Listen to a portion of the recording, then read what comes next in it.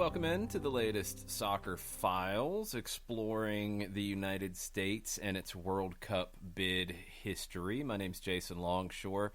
Thanks for finding us on the Soccer Down Here network. Where we last left off, the United States had talked about putting in a bid for the 1978 World Cup. They talked about it and missed the opportunity. It was awarded to Argentina. There was some potential at one point of maybe Argentina not being able to actually deliver on the tournament, but it didn't look like the U.S. was in the mix to get it if it was moved. It looked like that was going to be England or Scotland. Ultimately, it was not moved, and Argentina won that tournament.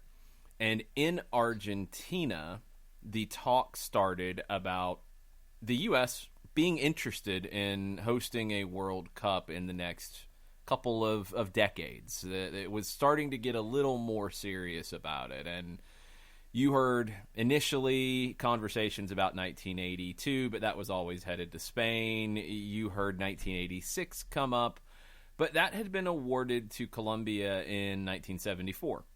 Well, by the time we turned into 1980, it was looking like it might be possible that Colombia would not be able to host the World Cup in 1986, 6 years away. In June of 1980, Henry Kissinger told Richard Mudry of the Tampa Times, "I haven't given up hope for 86. It depends on what happens to Colombia. If they expand to 24 teams for the World Cup, it may be that Colombia doesn't feel it can handle such a large number of teams." And that was something for debate at this point. Spain in 82 was going to make the tournament 24 teams. There was debate on if Colombia would have to go to 24 teams. I think, obviously, when you look at logistics and you start to figure it out, you couldn't go from 24 and go backwards to 16.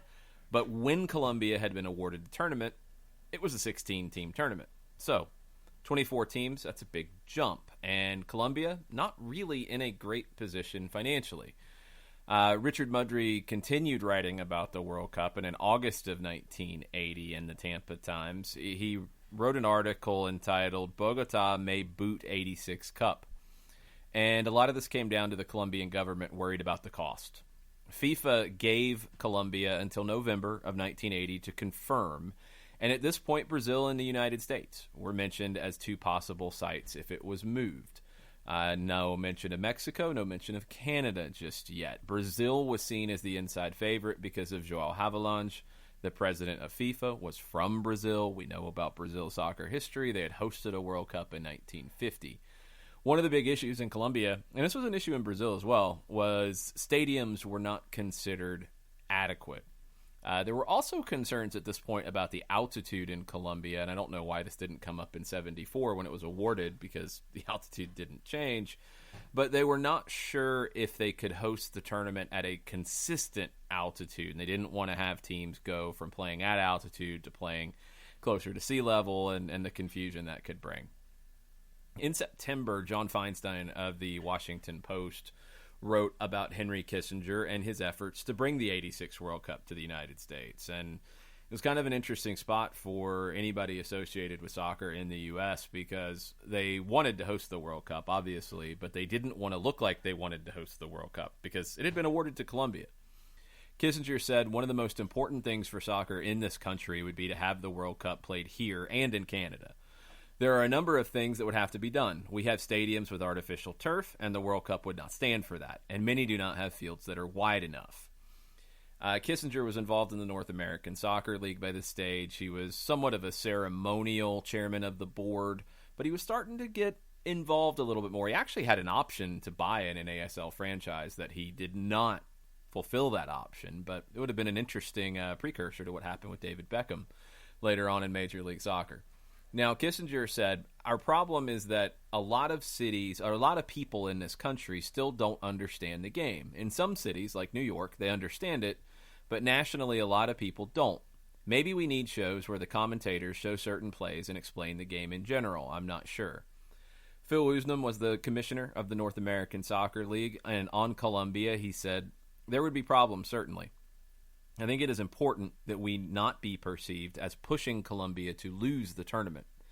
But if they could not be the host, I would propose that we immediately form a committee of senior Americans, like the Olympic Committee, to work to try to bring the World Cup here.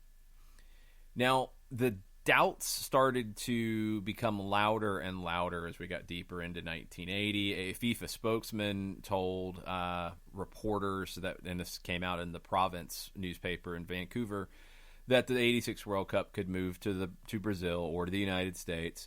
The Colombian government decided not to use public funds for the World Cup tournament, and FIFA was skeptical on if they could organize it without that. Helmut Kaiser, FIFA Secretary General, said, "We have expected this kind of situation for some time. No decisions have been made yet, but by the end of this year, we want to be absolutely sure if Colombia can stage the tournament or not." That opened up the possibility for Canada to throw their hat into the ring. And reporter for the Montreal Gazette, Dick Bacon, wrote in October of 1980 that João Havelange was on hand for a press conference at Montreal's Olympic Stadium on October 17th, where they announced their intentions to bid for the 1990 World Cup. Now, Havelange said, "This is the first country I've visited that is bidding for the 1990 World Cup." Remember, the World Cup at this stage was generally bounced back and forth between continents. It was in Europe, and then it was in South America, and vice versa. Now, you were starting to have the U.S. clamor for an opportunity to host. You were starting to have discussions of Asia or Africa hosting a World Cup, but it was Europe and South America alternating, with the exception of Mexico in 1970. 1990 would have been a European World Cup, after 86 being in Colombia. So, a little surprising that Canada was announcing their bid for the 1990 World Cup. Yugoslavia, France, Italy, Holland, and Belgium in a joint bid, and the USSR had publicly declared their interest in hosting, but Havelange had not been there, and they had announced they were going to bid for it. The United States had not publicly declared, according to Dick Bacon's article in the Montreal Gazette. They had mentioned that they were interested, but I don't think they had specifically got into a next steps phase of this conversation. And the idea for the Canadian bid was to have the final in Montreal at the Olympic Stadium. Now, at this media event, Havelange talked about Colombia in 1986. He said, "But we won't know for sure just where they stand until we meet just before the next World Cup in Spain." That's 1982. They have stadium problems as well as problems with communications and transportation. So, whispers getting very loud. FIFA knows about it. FIFA even saying that it could move. FIFA saying they're aware of the issues. They're saying they're not going to know until the summer of 1982 if it's going to move or not for a tournament 4 years later. These days, it's very difficult to see a World Cup move in that short of a period of time.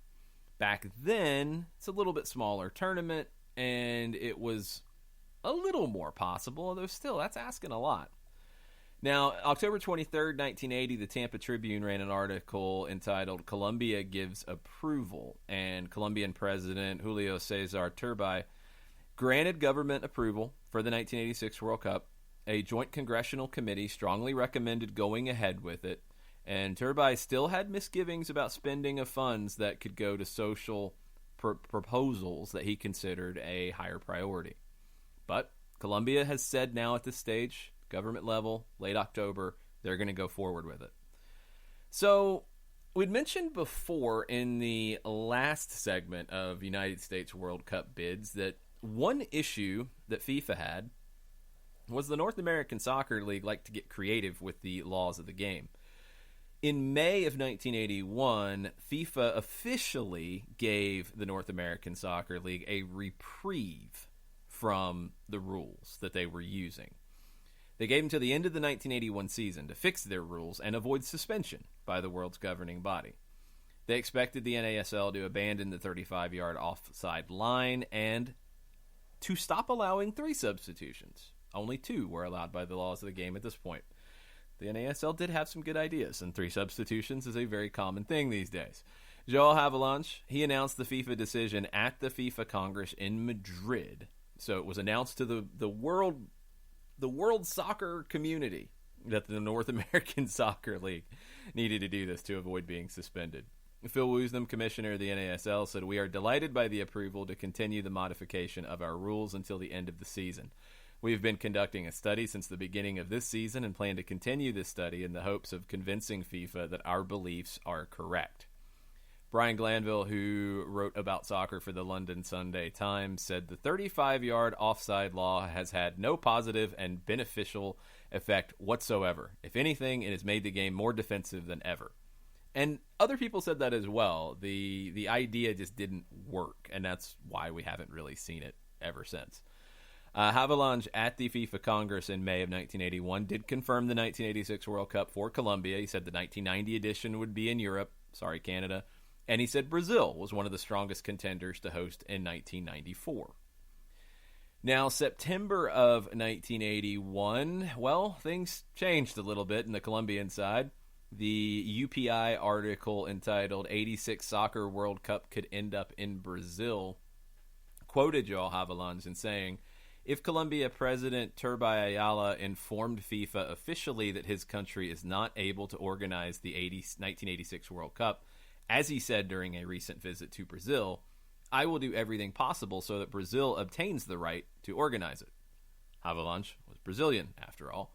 Reportedly, the Colombian parliament would make the final decision on hosting the tournament. The Cup was said to be in doubt because of these statements that President Julio Cesar Turbay gave in Brazil during a recent visit about not being able to host the World Cup. He said that he was against it.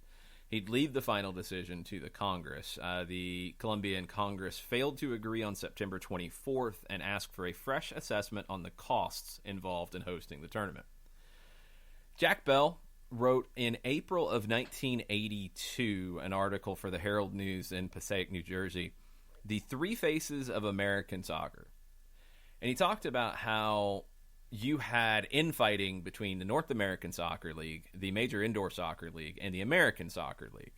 The ASL at this stage was really a second division behind the NASL on the outdoor side. You had the MISL on the indoor side. The NASL did dabble in the indoor game as well. And Bell said, "Right now, the people who rule soccer in the United States are bordering on self-destructive senility." I also said that a number of FIFA officials believe that awarding the 1986 World Cup to the United States would help the game here immensely. That would be great, but you had some people who maybe weren't getting along to make all this come together. This was an issue in 1982. USSF officials were in Spain ahead of the World Cup talking to FIFA about the 86 World Cup. Colombia, with the cost issue, might not be able to handle that 24-team format, and their president had said that could be an issue. Now, after the 82 World Cup, there was set to be a FIFA World All-Star game at Giant Stadium on August 7th. In late April, FIFA announced that Diego Maradona and Karl-Heinz Rummenigge would be the first two players invited to participate. Havelange said FIFA will make every effort to help ensure that the world's greatest players are made available to give the American public the opportunity to view the world's elite international stars. This game was a fundraiser for UNICEF, and it was also, according to some speculation at the time, a dress rehearsal for the potential of Giant Stadium as a World Cup site, and even potentially the World Cup final location. Kurt Lahm, the Secretary General of the United States Soccer Federation, said the last time he was there, Dr. Havelange told me Giant Stadium was one of the best facilities in the world. Now, a month later, May 26, 1982, Richard Mudry dug deeper into the issues with the North American Soccer League and FIFA. This was in the Tampa Times, and the NASL Players Association was pushing back on FIFA's statement that the NASL had to change their rules to match the laws of the game, or they were going to be suspended. John Kerr was the executive director of the NASLPA, and he talked specifically about the two substitution side of it instead of allowing three like the NASL did. John Kerr said, "What they want to do is change what was already in contractual existence. It's a change in the working conditions for our members, and their excuse is FIFA. We don't necessarily care about their problems with FIFA. I've talked to people in the NASL and the United States Soccer Federation, and they don't want to look nasty in FIFA's eyes by questioning it. But we're talking about people's jobs." Now, The NASL and the United States Soccer Federation didn't really want to anger FIFA at this stage because they were lobbying to get the 1986 World Cup, which they weren't doing it loudly because Colombia still had not given it up yet. But they wanted to be on FIFA's good side, not their bad side. So FIFA wanted them to drop the extra substitution. They were going to drop it. Kerr didn't really agree with this. He said, quote, "Soccer in the U.S. doesn't necessarily need FIFA at this point." Others would probably take exception to that. Now, James Lawton in the Vancouver Sun, beginning of June 1982, he wrote an article that said Canada wants to play World Cup host. Remember, they had talked about 1990, but that was going to go to Europe. Now, according to Lawton, Canada had offered their services as a substitute host for 86, along with Brazil, along with Mexico, according to James Lawton. That's the first time Mexico's name had come up. Jim Fleming, who was the president of the Canadian Soccer Association, said, "We're sending a delegation to Spain for the World Cup this month. We're going there with a set of proposals and serious plans." George Schwartz was the vice president of the CSA, and he was the chairman of the committee that was organizing these World Cup bids. And Havelange told Schwartz that there were a number of willing substitutes for the 86 World Cup if Colombia backed out. Quote, "And he put Canada at the top of the list." Schwartz said, "We have a budget, and we have set very conservative figures on crowd attendance and ticket prices, and it seems impossible not to make a profit. We are talking about the biggest television event in the world." Canada's plan was to hold games in the 9 CFL cities at the time, and Halifax was one that had to increase the size of its stadium because it was less than 25,000 seats, which was the minimum standard for the 86 World Cup. Now, a lot of these stadiums had artificial turf, as did stadiums in the United States. Schwartz said this about artificial turf. "At this moment, there is a FIFA study dealing with the development of artificial turf. The strides are being made to get it closer to natural turf. There is, in fact, one study by the FIFA referees group which argues that artificial turf could be used for a World Cup tournament. The point is that nothing is carved in stone. It is also true that the sports goods firm Adidas has very close links with the Belgian firm Monsanto. Adidas has a lot of influence in FIFA, and we know that Monsanto is deep into artificial turf research. I don't want to do too much shouting about this, but the fact is that we are hopeful, we've done a lot of work, and we have a serious application." The newly elected government in Colombia, according to this article from Vancouver, said that the previous government had no enthusiasm for the World Cup project. The question was, would the new government have a change of opinion? They also stated that only 4 stadiums were adequate in Colombia at this stage. Now, Fleming, the president of the CSA, looked at Canada's lack of a World Cup history. They'd never qualified before. They were very close for 82, but fell apart in the final round of qualifying in Honduras. And Fleming said, "We may have regrets about what happened in Honduras, but we are determined that Canadian soccer is going to get involved in the World Cup as hosts or qualifiers in 1986. If we cannot take advantage of the Colombia situation, we will redouble our efforts for 1990. One, I guess he didn't get the memo about 1990 being in Europe. 2, he did live up to his comment right there. They did qualify in 1986 for the World Cup. They just didn't get to host it. Richard Mudry of the Tampa Times followed up in June of 1982. He said the chances are looking better for the U.S. to host World Cup.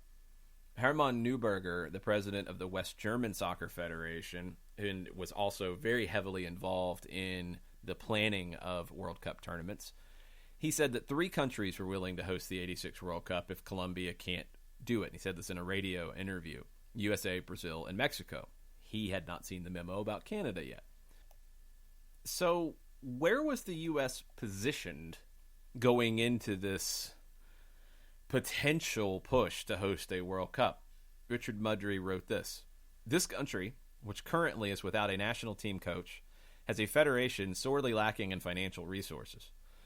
Money would have to be found in order to be representative and avoid embarrassment, since the best 24 teams in the world would be coming here." Now, Mudry was talking about the team on the field, but that money issue is a very important undercurrent to this.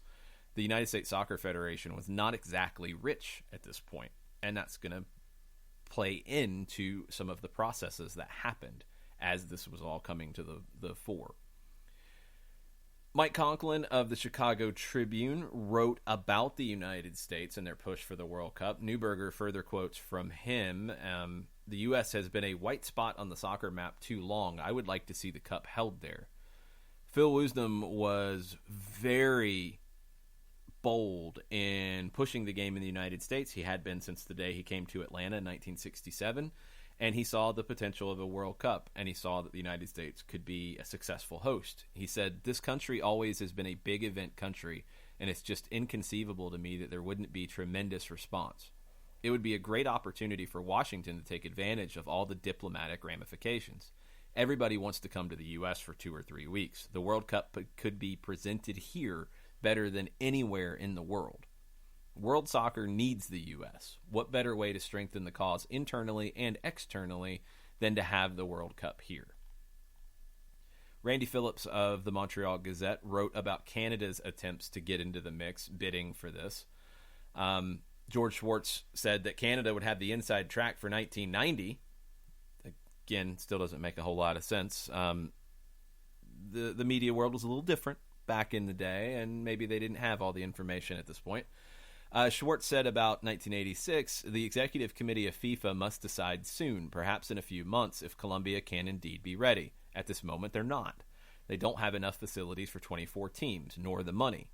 FIFA also doesn't know how supportive the new government will be. If they get it, then FIFA must decide in 83 about 1990. Schwartz said that FIFA wasn't necessarily bound to alternating the tournament between the continents, and that's true. They weren't, but that was the accepted procedure. So as all the eyes turned to Spain and the 1982 World Cup, the jockeying for positions was becoming very important. Mike Conklin of the Chicago Tribune wrote about the potential for the U.S. hosting in 1990 or in 1986. Again, 1990 obviously ended up in Italy, but there was still this thought that maybe because it hadn't been awarded, you might be able to get it. Gene Edwards, the president of the Federation, would not go on the record about World Cup bids, which echoes some of what had been said previously about not wanting to look like they were hoping Colombia wouldn't host the World Cup. One big point that Conklin made in his article is that the Federation was working with the NASL to make that USSF All-Star game at Giant Stadium a success. They saw that as a very important step in bringing a World Cup to the U.S. George Vesey of the New York Times wrote that the U.S. could host the 1986 World Cup, and he quoted Pelé. Pelé said, "It would be great for the game if it happened. The U.S. can provide the hotels and the travel and communications for a World Cup. I think they are afraid Colombia can't." Dave Kindred of the Washington Post wrote that the World Cup would mesmerize the USA. He quoted Henry Kissinger as saying, "Maybe if Colombia drops out, the U.S. will have the World Cup in '86. That would make the U.S. a world power in soccer. If the U.S. doesn't get the '86 Cup, it will bid again for 90 or maybe 94. Gene Edwards was quoted as saying, "This is a very sensitive thing. We've kind of downplayed it. We have thought of how we'd go about putting on a World Cup. We've even prepared a brochure. We haven't distributed it at all, with a montage of our stadiums that host 50,000. We would make a formal request if asked to by FIFA." Phil Woosnam said, "We have heard no official word that the games will not be played in Colombia. The U.S. could be ready for the Cup, though. The U.S. is a big event country." Edwards said that Colombia made an optimistic presentation to FIFA on July 9th, and they promised that governmental support that was going to be critical. Pelé was quoted as saying, "I used to play in Colombia. If you ask me, Colombia now doesn't have a possibility, and it would be very difficult for them to create possibilities in 3.5, 4 years. Colombia has very, very few facilities. The TV is black and white still. They don't have enough stadiums, don't have enough hotels. It would be almost impossible to make Colombia a good World Cup." Phil Woosnam said, "You can't look like you want the World Cup, but this All-Star game is important. FIFA wanted to play it in Los Angeles at Christmas. The U.S. said no. We wanted it in August, right after the World Cup, and in the Meadowlands. We were, you can say, taking the long-range view." And Kindred wrote that a Meadowlands sellout of 70,000, organized crisply and turning a huge profit, may look good in December when FIFA makes its decision on Colombia. July 10th, 1982, the Associated Press ran an article that said the U.S. had applied to host the 1990 World Cup, and that was coming from Kurt Lamb, the Secretary General of the Federation. Also from the article, delegates to the Congress here of the World Soccer Federation, FIFA, were talking also of the United States possibly stepping in to run the 1986 World Cup if Colombia, the designated host nation, withdraws. Lamb said, "I am sure Colombia will go through with it. We have no ambition to take it away from Colombia. If Colombia did decide it could not do it, and FIFA was in difficulty finding a country to host the competition, a different situation would arise, and we would think about it. But even then, we would wait for FIFA to approach us."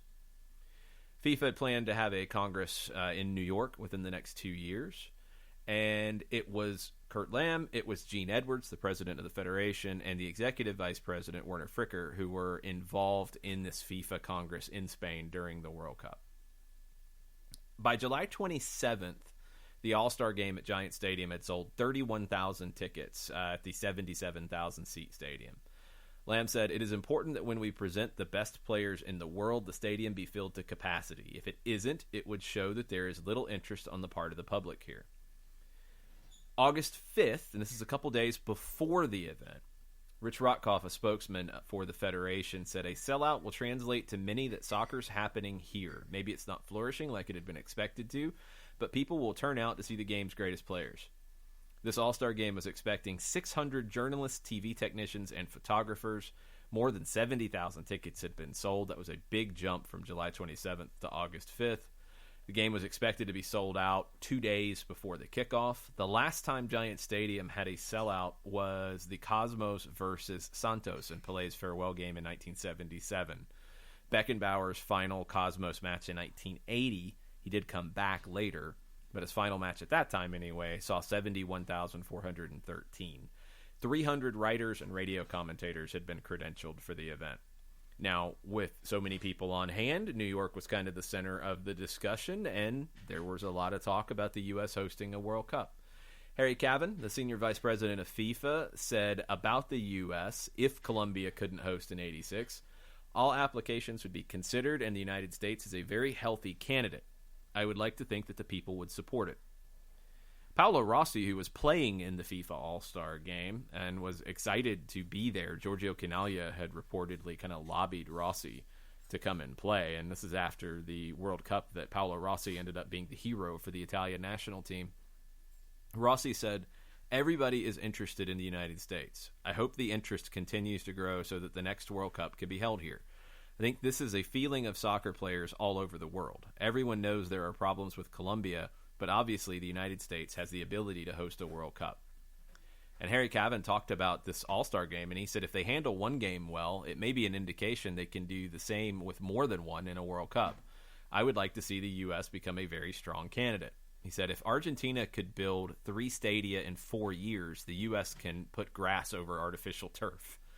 Havelange was unable to attend the match. He had a prior commitment. So the president of FIFA wasn't there, but the senior vice president was there, and quite a few other very influential people were on hand at Giant Stadium for this match.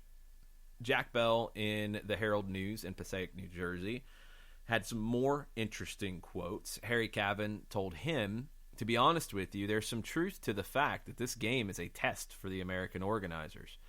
And the fact that all the seats are sold is a good start.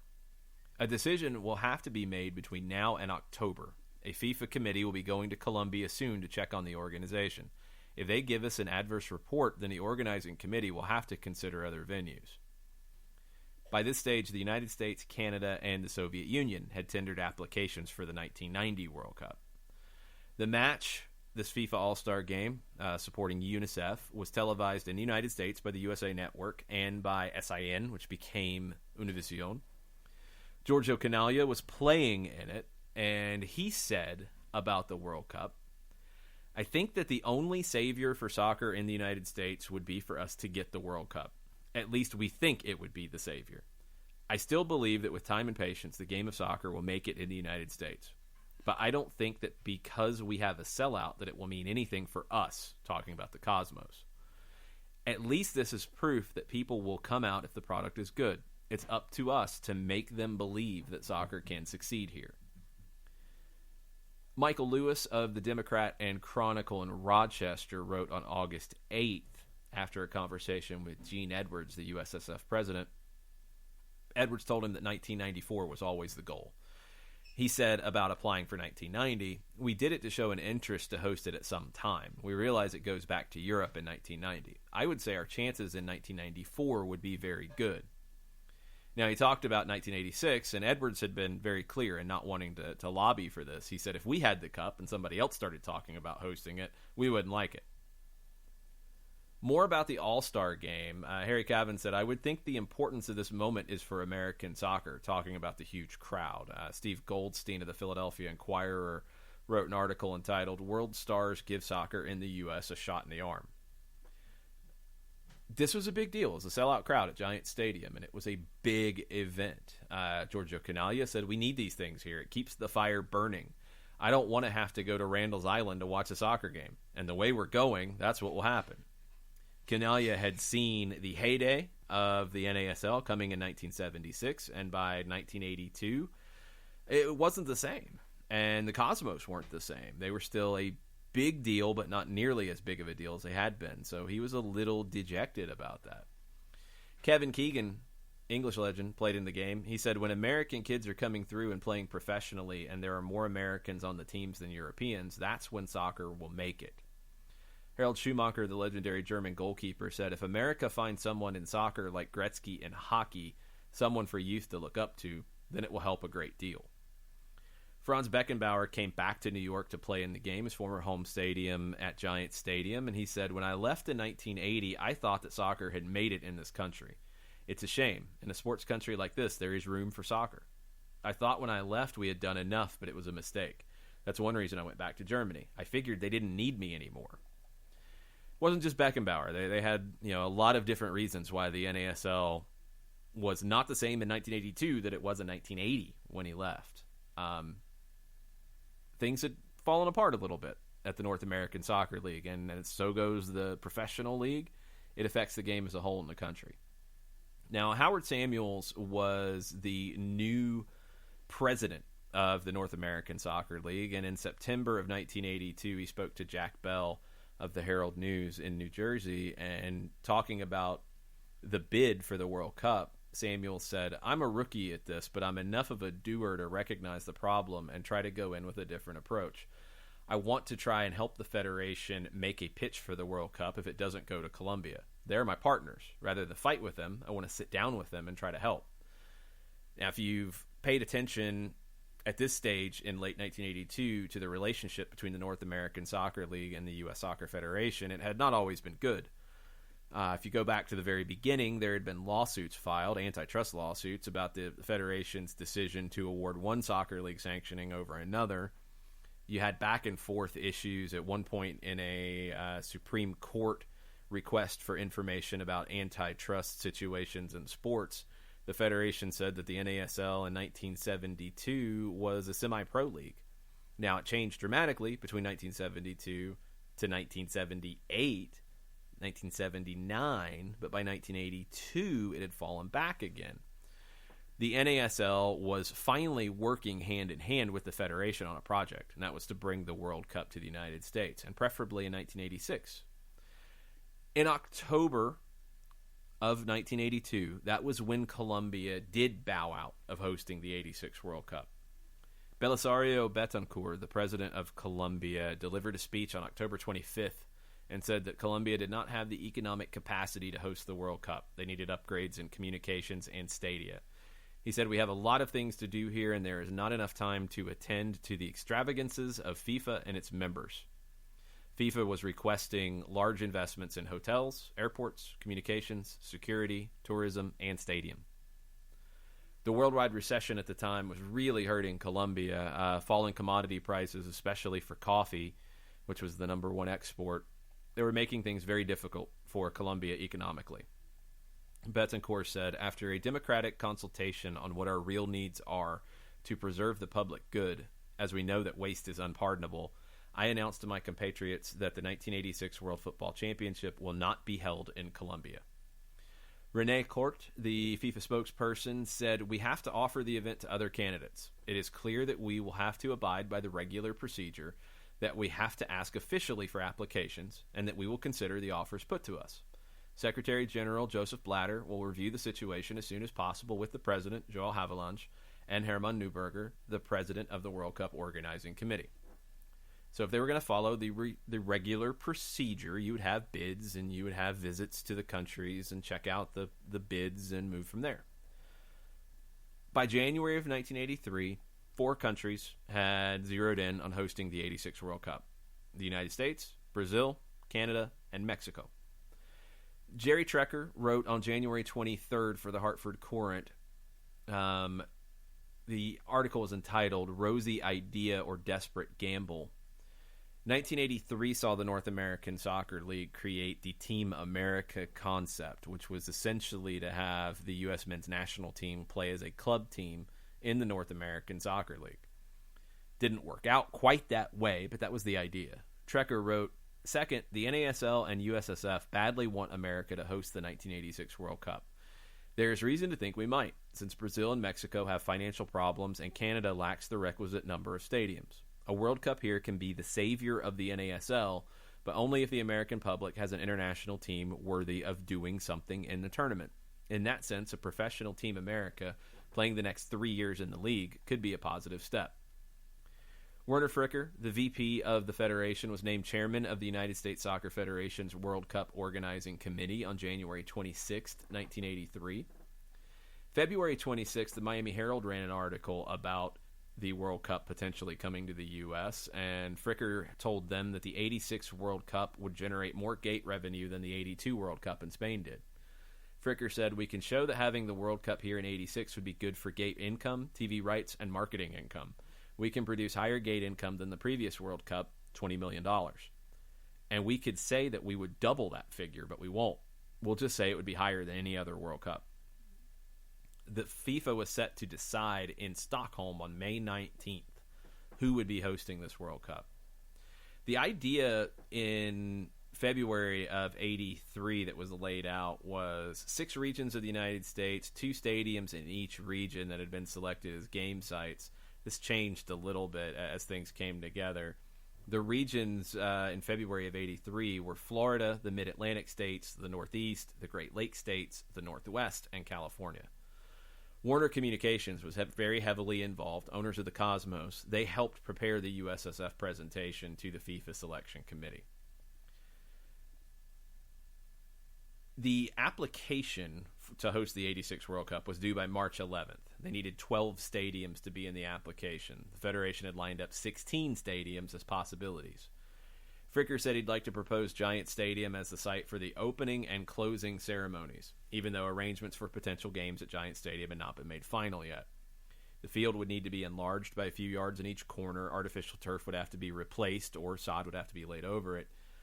A list of other possible sites at this stage included the Rose Bowl, Soldier Field, the LA Coliseum, JFK Stadium in Philadelphia, RFK Stadium in Washington, D.C., the Orange Bowl, the Tangerine Bowl in Orlando, Civic Stadium in Portland. Other sites were college stadiums: Duke, Harvard, Michigan, Oregon State, Stanford, Washington, and Yale. March 11th, when the application was due, things were looking pretty good for the United States. The Brazilian government refused to endorse the bid by its national federation. They needed financial backing, and they weren't going to get it. A statement from the presidential spokesman, Carlos Attila: "The president decided not to do it." Simple and to the point. Mexico's government announced that it would be backing its bid, and Fernando Alanis Camino, the Undersecretary of Sports in Mexico, said no government funds would be made available to cover expenses in any area connected with the World Cup. This country can respond without altering its ordinary rhythm of life and economy and guarantee celebration of the sports event. Canada was formally announcing its bid in Toronto on March 11th. The U.S. bid reportedly had 92 written pages and pictures of the 14 proposed sites. It was taken by courier to the FIFA headquarters in Zurich. Gene Edwards, president of the federation, said, "The United States is a big events country. Given the opportunity, we will present the most dazzling World Cup ever." Werner Fricker, said, "We feel very confident that we have an excellent proposal. Little time and money needs to be spent on building or renovating facilities." Ahmet Erdogan, the president of the New York Cosmos, said the growth of soccer will be greatly helped if we can bring the World Cup here. Fricker was estimating more than $40 million in ticket sales alone. Now, by this stage, the recommended stadiums list had changed a little bit. Husky Stadium in Washington, Candlestick Park, Stanford Stadium were in the mix. That was going to be in flux a little bit, as we'll find out. Fricker told the province in Vancouver, "The chances of our getting the World Cup are excellent.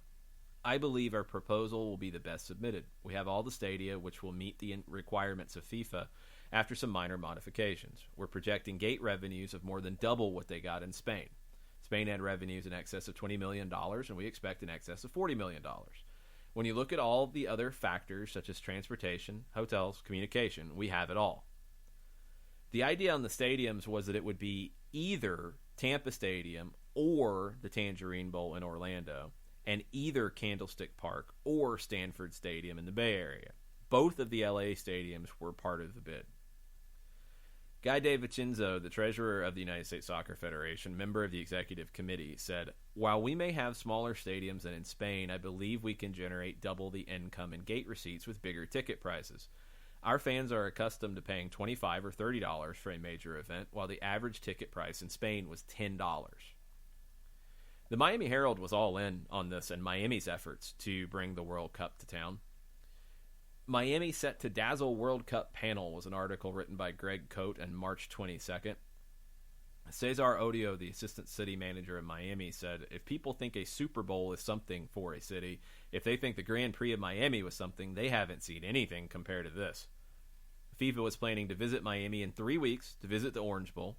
5 members of the FIFA World Cup organizing committee would be in town. There was a proposal for 4 games of the tournament to be held at the Orange Bowl, expected to inject $200 million into the South Florida economy, according to city estimates. That was twice the revenue generated by the last Super Bowl in Miami. The stadium administrator for Miami, Walter Golby, said that 4 walkways and perhaps 1 row of box seats would be removed to increase the field size to 75 yards wide. East end zone seats would be added to increase the seating capacity to 80,000. The cost would be around $85,000. Converting Giant Stadium to grass and then back was estimated to cost $300,000 to $400,000. Phil Woosnam had visited Miami 3 times since December. This is March, to prepare city officials for the FIFA visit. Herman Neuberger, part of the FIFA committee coming to Atlanta, his support of a U.S. World Cup was a big reason why the U.S. was seen as the front runner at this stage. He was chairman of the committee. He said a World Cup would be huge help for the NASL. Harry Cavan had said that the U.S. was the most viable bidding country. The alternate stadium sites listed in the Miami Herald article: Palmer Stadium at Princeton, Schaefer Stadium, which was Foxborough, which became Foxborough Stadium, Wallace Wade Stadium at the campus of Duke University, the Gator Bowl in Jacksonville, Dice Stadium in Evanston, Illinois, Civic Stadium in Portland, Kezar Stadium in San Francisco, Anaheim Stadium, Memorial Stadium at Cal Berkeley, and Jack Murphy Stadium in San Diego. So lots of different stadiums were being floated around at this stage. Greg Coate, on April 1st, 1983, just over a week later, wrote an article entitled "World Cup Rejection Outrages U.S. Officials." FIFA said that it was ruling out the bids from the United States and Canada and only considering Mexico. FIFA said the bids from the U.S. and Canada, quote, "deviated too much from the conditions laid down. Also, the size of each country made travel a, quote, hardly surmountable obstacle," unquote. Also said Canada failed to meet the requirements for the number of stadiums. Cesar Odio said, "I am totally outraged that they would bring us along to this point and then not even come to visit. We are going to ask political and other leaders in the city to send telegrams to Zurich." Richard Rotkoff, the spokesman for the United States Soccer Federation, said, "We feel like a kid who has been told to stand in a corner without being told what he did wrong." The FIFA telex arrived at 8 a.m. on March 31st. The United States Soccer Federation responded by 3 p.m., and it was signed by Gene Edwards and Werner Fricker. The American reply included, "Your decision not to visit the United States, as prescribed by your own rules and regulations, is unacceptable. We would like to know why this process was ignored and why your decision was made in such an abrupt manner. We respectfully request a full reply by telex, not later than April 5th, and stand ready to meet with your committee in Zurich or any other location. Howard Samuels, the president of the NASL, said, I'm outraged. We were very careful to follow all the FIFA guidelines. This is an immoral, unilateral decision that hits us like a ton of bricks. This is an insult to the federations here and in Canada. It's an insult to our president, to the Canadian Prime Minister, to the sport, and to soccer federations around the world. Pretty bold statement from Howard Samuels, president of the NASL. The federation was set to meet with Congress on April 7th in search of additional support from the government.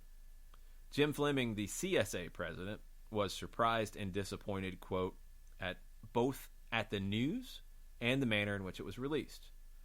On the travel side of things, Fleming said, the distances between our major centers hasn't changed. It's strange for them to turn around and say the distances are too long now. They could have told us 3 years ago. Tim Robbie, the Fort Lauderdale Strikers general manager, said, if we revise our bid, we can correct the travel problem. We could offer only the East Coast or only the West Coast. I see this as just an obstacle that can be overcome. FIFA said it would still consider the applications when they meet in May in Stockholm, but added, quote, after careful study and consideration, only to pursue the candidature of the Mexican Football Federation. They were visiting Mexico April 11th to the 18th. Samuel said, we're down. I don't think we're out. Odio said, a lot of political maneuvering is going on. Sounds about right. In the Chicago Tribune on April 2nd, Lee Stern, the owner of the Chicago Sting, was quoted as saying this: the deceit and hypocrisy of FIFA officials should not be surprising to those of us in the NASL who have dealt with them the past few years. But it is obvious to almost everyone in world soccer that the incestuous associations between certain FIFA officials preclude honesty and integrity being involved in the final decision. People were not happy. And it's understandable, because they had been asked to prepare a bid, they prepared a bid, and they weren't even going to get visited. The province in Vancouver wrote on April 3rd that rivals not convinced Mexico is World Cup host. There was a report that England could get in the mix. England soccer officials felt that Mexico would be unable to meet FIFA's demands, and they were ready to make a bid. Canada's still trying to get clarification, as was the United States. Canada did offer only 9 stadiums instead of 12. Eric King, the VP of the CSA, said, indeed, Canada offered only 9 stadiums instead of the required 12, but they've known that all along and never suggested that it was not sufficient. George Schwartz, the chairman of the bid committee in Canada, said, FIFA is going through very difficult times right now. I believe Brazil and Mexico are the countries that have the largest debt load, and when it comes time to hold the World Cup, Mexico may have to withdraw, the same as Colombia and Brazil. FIFA also objected to BC Place in Vancouver being a domed stadium. Interesting that a few years later that changed. Detroit, Silver Dome, etc., etc. April 6, 1983, Greg Coate, Miami Herald, wrote that the United States had enlisted Henry Kissinger to try to change FIFA's stance. He was the former U.S. Secretary of State, huge soccer fan, chairman of the board of the North American Soccer League, at least in a ceremonial way. He was testifying before the House Subcommittee on Commerce, Tourism, and Transportation on April 7th about the World Cup bid. The Federation thought that a resolution of support from both houses of Congress might help their case. Fricker said, we have not defined exactly what further role Dr. Kissinger will play, but he has agreed to work with us very closely to convince FIFA to reconsider. It is our intent to utilize his skill as an international diplomat. I know also that willingness to play a major role will greatly encourage the political, civic, and business leaders involved in cities where World Cup 86 would be played. Sepp Blatter, the FIFA secretary, said, we will present all 3 candidatures to the executive committee, explaining at the same time why 2 of them were not pursued. But practically, the U.S. and Canada are out. Fricker went on to say, part of our overall plan was and is to further sell them on the idea of a U.S. World Cup on their visit. We feel entitled to that opportunity. Their decision not to come is just not fair. We'll consider ourselves a candidate right up until May 20th. Blatter said that FIFA would look to other nations if Mexico proves unacceptable. He said Italy and West Germany are prepared to host if it cannot be staged in the Americas. So Sepp Blatter has went from saying that the U.S. and Canada would be presented to the executive committee, but saying they're out, And now to the point that if Mexico is not good enough, they're not even going to come back to the U.S. and Canada. They're going to move on to Europe. That didn't necessarily convince everybody.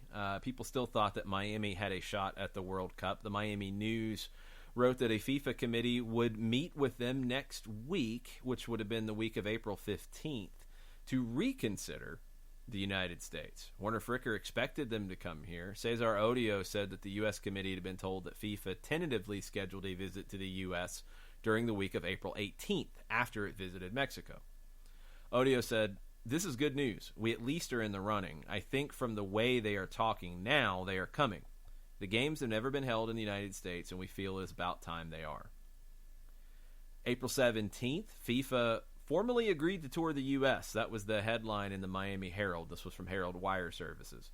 The Federation announced on April 15th that a FIFA delegation would visit the U.S. to review their World Cup bid later in April. Werner Fricker was quoted as saying, "We are extremely pleased that a special FIFA delegation will come to the United States to review our abilities to stage the World Cup. We are totally confident that we can meet all the requirements needed to be the host to the world's premier sporting event. It is our feeling that no other nation in the world is better equipped to be the host of the World Cup." Things were not sounding good about FIFA's trip to Mexico, at least not good for the United States. Hermann Neuberger, the head of the FIFA committee visiting Mexico, told reporters, "We didn't expect to find things just as they would be the day before the event. We made some suggestions for improvements of certain stadiums and are confident they will be carried out in due time." Now, Mexico was in the midst of its worst economic crisis in 50 years. They didn't have a ton of money for carrying out these improvement projects. Neuberger, upon being asked about this potential special delegation to the United States, he said, "We will go straight back to Europe," and denied that João Havelange had ordered them to visit the United States and Canada. Carlos Lacoste, the FIFA vice president, compared Mexico to Argentina 3 years before the '78 World Cup. He said Argentina didn't have anything done 3 years before 1978. Comparing the two situations, I can say that hardly anything has to be done in Mexico. So now you're getting all kinds of confusion. The Federation has said that the delegation's coming. Neuberger said that they're not. Greg Coate of the Miami Herald wrote on April 19th, "Cup group to visit U.S.? ? Stay tuned." Joseph Blatter, the General Secretary of FIFA, said details on the FIFA visit to the U.S. would be provided no later than April 21st. Werner Fricker was quoted as saying, "There appears to be at least 3 different spokesmen for FIFA. The whole thing has been confusing and frustrating." Tell me about it. A Mexico official told reporters that they were 95% sure of being named host. Other reports said that 3 of the 12 proposed sites from the Mexican bid were judged inadequate by FIFA. Fricker said, "I still think our chances are excellent if we are given the chance to show FIFA we can host a World Cup better than anybody." And Miami was still preparing for a visit from this FIFA committee. Well, that did not happen. April 22nd, 1983, the Associated Press. Hopes of U.S. hosting World Cup jolted. FIFA reaffirmed its refusal to inspect the proposed sites in the U.S.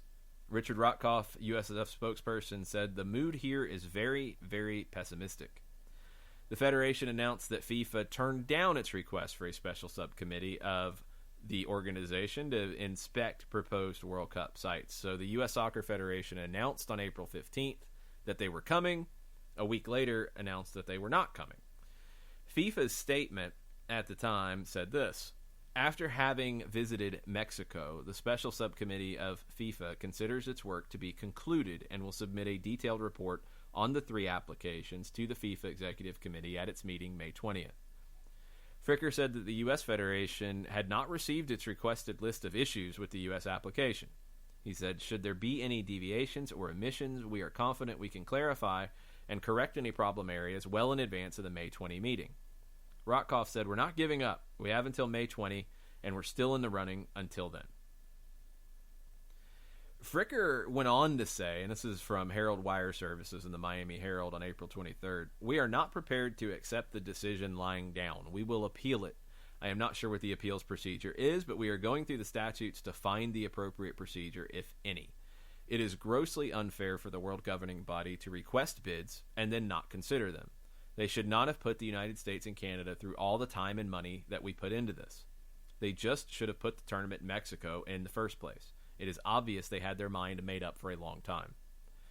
Sepp Blatter from FIFA said that the U.S. and Canadian federations failed to meet FIFA's requirements before March 11th, when the committee, quote, had to make a decision, unquote, on which countries to visit. Blatter told reporters that the U.S. application ran into trouble because it did not provide federal or governmental guarantees to support the application. Fricker said, I don't recall that specific guarantees were necessary at that time. If they want them, we can give them to them now.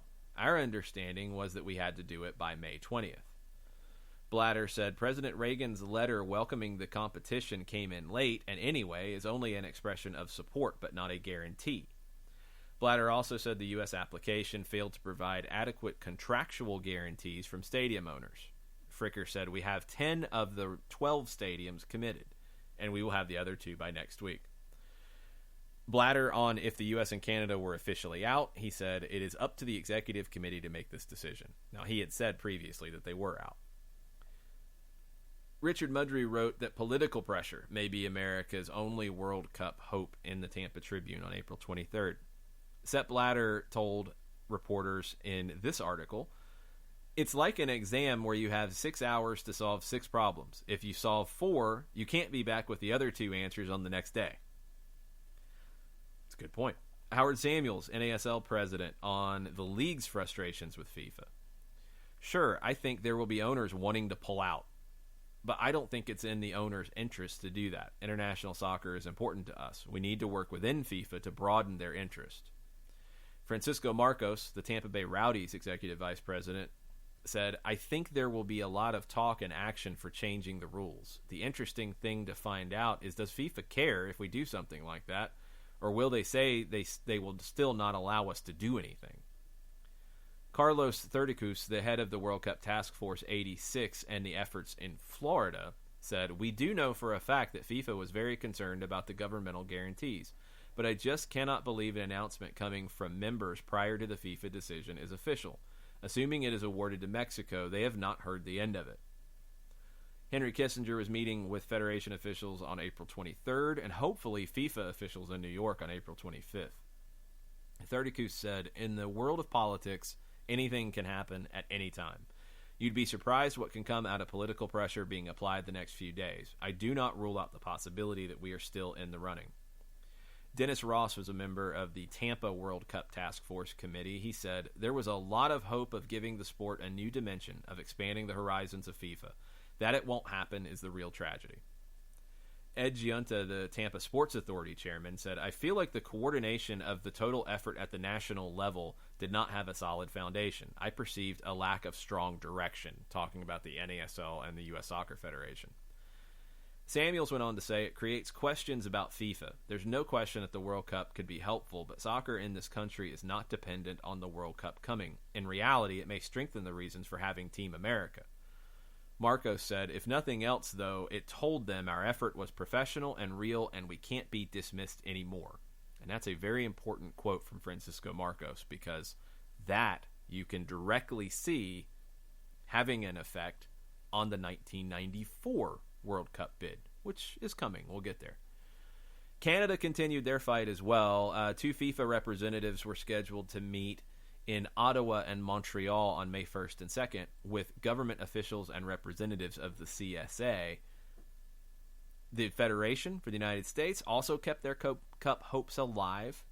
They submitted an appeal to FIFA. Werner Fricker said, we are simply seeking a fair and equal opportunity for all 3 candidates, Mexico, Canada, and the U.S., to be considered as host nation for the 1986 World Cup. Equal consideration requires that all countries be visited for an on-site inspection prior to a final determination by the FIFA Executive Committee. May 5th, House support fails to impress FIFA was the headline in the Miami Herald. The House of Representatives voted unanimously to support the U.S. bid for the World Cup. Sepp Blatter, the Secretary General of FIFA, said the vote has no influence on us. Blatter said he was confused after receiving telexes from Henry Kissinger, who had signed as chairman of the U.S. World Cup Organizing Committee, and from the U.S. Soccer Federation World Cup Organizing Committee, chaired by Werner Fricker. Blatter said a telex signed by Kissinger and Gene Edwards indicated that their committee intended to attend the Stockholm meeting on May 20th. May 10th, Lori Mifflin of the New York Times wrote that Cyrus Vance was another former Secretary of State. He joined Kissinger to try to convince FIFA of the U.S. bid. Kissinger said, "Our basic mood is positive now. We are going at this in a spirit of cooperation, and we've put together an outstanding preparation that meets every objection FIFA could possibly have. The USSF has asked for a reconsideration, and the International Federation has telexed us back asking for our reasons. We hope to get at least another hearing on May 20 in Stockholm. We are getting broad-based public and political support now, including a number of leading business executives joining our organizing committee. Ford, PepsiCo, R.J. Reynolds, and Norton Simon, along with other corporate leaders, were interested." Kissinger said, "When the original presentation was made, the USSF people thought it was basically a set of talking points, which would be expanded upon when the inspection committee came to visit. The committee, in turn, thought that there were gaps in the presentation, so decided not to visit, so there was no opportunity to fill the gaps." Werner Fricker on the governmental guarantees, he said, "Our presentation said we would provide the same guarantees on those matters as were provided for the 1984 Olympics in Los Angeles. FIFA's terms of reference didn't specifically say we needed written documentation from every government agency." Kissinger said, "We have the full support of the White House that the Olympic provisions will also apply to the World Cup, and just the paperwork remains. I'd be amazed if the FIFA Executive Committee didn't give us a hearing now, after all the efforts that have been made, and after a congressional resolution, and after we've met all the objections." Kissinger said there's no law that says the decision must be made on May 20. If they're serious about reconsidering us, how they do it is their problem.